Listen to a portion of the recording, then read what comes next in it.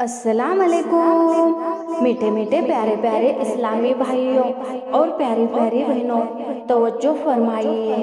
اللہ عز و جل آپ کو دین اور دنیا کے نیک کاموں میں برکت اور ترقی دے، اور آپ سے اور ہم سے اللہ عز و جل دنیا میں بھی راضی ہو اور حشر تک راضی رہے۔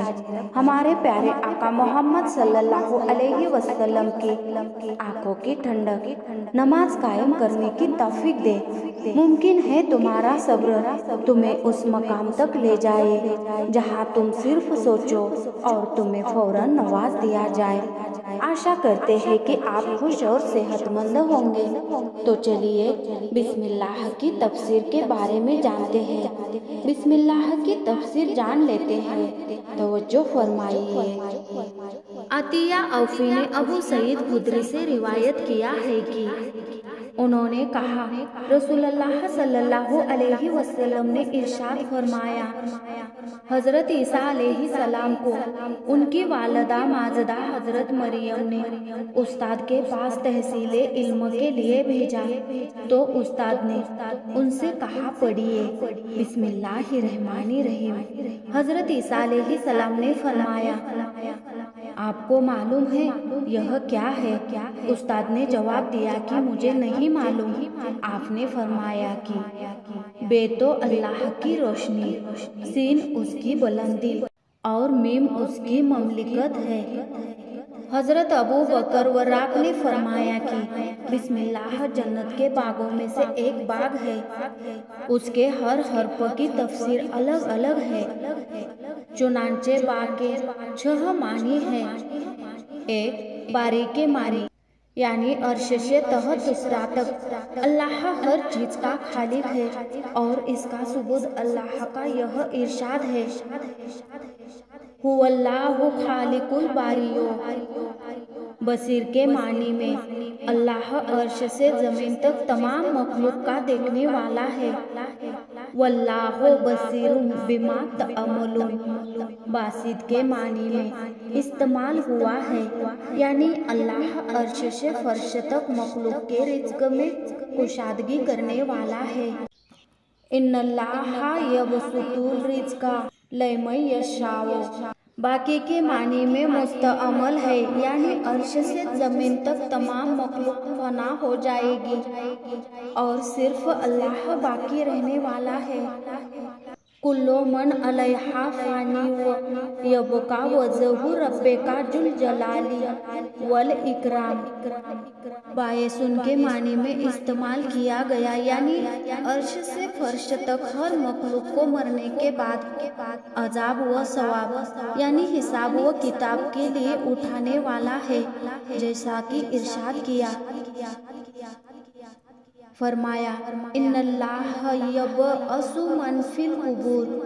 برون کے معنی ہے، یعنی وہ عرش سے فرش تک تمام مومنوں کے ساتھ احسان کرنے والا ہے۔ هو البر الرحیم۔ سین کی 5 صورتیں، یعنی سین سے اللہ تعالیٰ کے 5 اسما کی طرف مثل با کے اشارہ ہے۔ سمیع ان کی طرف، یعنی عرش سے فرش تک اپنی تمام مخلوق کی آواز سننے والا ہے، جیسا کہ ارشاد فرمایا ہے، کیا وہ یہ گمان رکھتے ہیں کہ ہم ان کی آہستہ اور پوشیدہ بات کو نہیں سنتے؟ دوسرے سید کے معنی میں، یعنی عرش سے فرش تک اللہ تعالیٰ کی سرداری ہے، اس کا ثبوت اللہ الصمد میں موجود ہے۔ تیسرے معنی ہے سریع الحساب کے، یعنی عرش سے تحت ثری تک تمام مخلوق کا محاسبہ اللہ تعالیٰ جلد کرنے والا ہے، جس کا ثبوت واللہ سریع الحساب ہے۔ چوتھے معنی ہے سلام کے، یعنی عرش سے فرش تک اس نے اپنی تمام مخلوق کو سلامتی عطا فرمائی ہے، اور اس کا ثبوت السلام مومنوں بھی ہے۔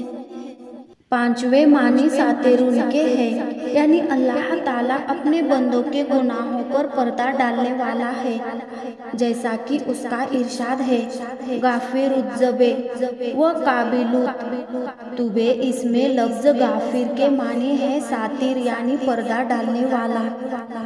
میم کی 12 صورتیں ہیں۔ میم سے اللہ تعالیٰ کے 12 اسماء حسنی کی جانب اشارہ ہے۔ اول ملک الخلق، مخلوق کا بادشاہ یا حاکم، جس کی وضاحت الملک القدوس میں موجود ہے۔ دو مالک الخلق، مخلوق کا مالک، جس کی وضاحت مالک الملک میں کی گئی ہے۔ سو منان علی الخلق، مخلوق پر احسان کرنے والا۔ اس کی تشریح بل اللہ یمن علیکم میں موجود ہے۔ چہار مسجد، یعنی اللہ بزرگ اور مجد و اولا والا ہے۔ اس کی وضاحت ذو العرش المجید سے فرمائی گئی۔ پنجم مومنون کا اشارہ ہے، یعنی عرش سے فرش تک اپنی مخلوق کو امن و امان دینے والا، جیسا کہ ارشاد فرمایا وَأَمَانَهُمْ مِنْ خَوْفٍ۔ ششم مُحَیَّمِنٌ، یعنی عرش سے فرش تک اپنی مخلوق سے آگاہی رکھنے والا۔ ارشاد ہوا ہے کہ المومنون مہیمنون حقتم مقتدرون، یعنی عرش سے فرش تک اپنی مخلوق پر قدرت رکھنے والا، جیسا کہ ارشاد فرمایا کہ مقعد صدق عند مالک مقتدر۔ ہشتم مقیتون کی طرف اشارہ ہے، یعنی عرش سے فرش تک اپنی مخلوق کی نگاہ بانی کرنے والا۔